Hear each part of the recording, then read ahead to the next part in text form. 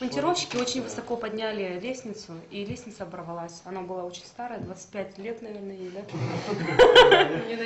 Самое интересное, я вот увидел, это вот как вот, я был, потому что ближе всех, поскольку я выше,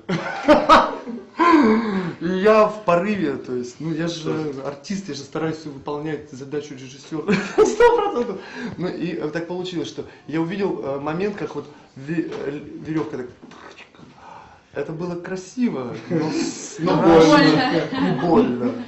Да, то есть, ну, кто виноват, сложно, наверное, судить. Тут вообще это комплексная ситуация, потому что и условия, в которых театр существует, никуда не годится. Театр вообще требует уже капитальных вложений и в людей, и в материальную техническую часть. Я, конечно, с ребятами, потому что тут что и внешне, и внутренне.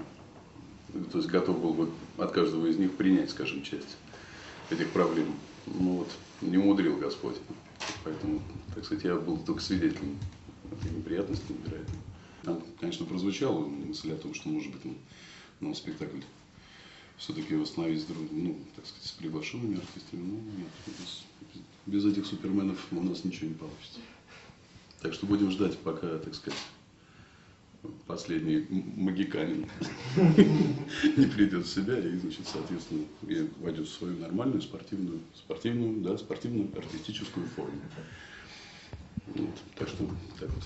Как магиканин себя ощущает? Прям совсем Он последний из магиканов, поэтому, как и положено. Я вообще на него упал.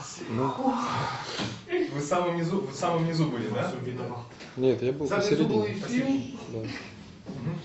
Ну и как-то неудачно просто упал. Видать, да. Можно было как-то поудачнее упасть все-таки. Да.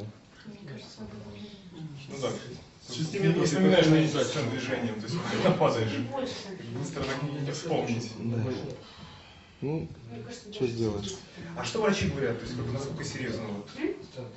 Насколько серьезно, я узнаю завтра.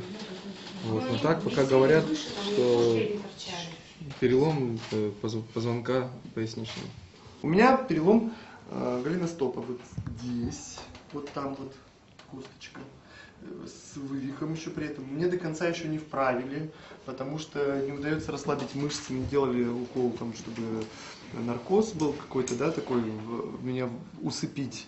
И все равно мышцы плохо расслабляются, то есть мне где-то завтра-послезавтра буду делать под масочкой, под общим наркозом, в это вправление, чтобы все зарастало нормально, потому что очень сложное место и, ну, так. По большому счету я до конца не понимаю, что происходит. Но вы все-таки не выглядите каким-то там убитым, там вы что-то шутите, поете, как раз говорите. Ну, знаете, это, говорят, посттравматический шок. Посмотрим, что будет дальше. Ну, вообще, в принципе, для артистов это нормально, я думаю.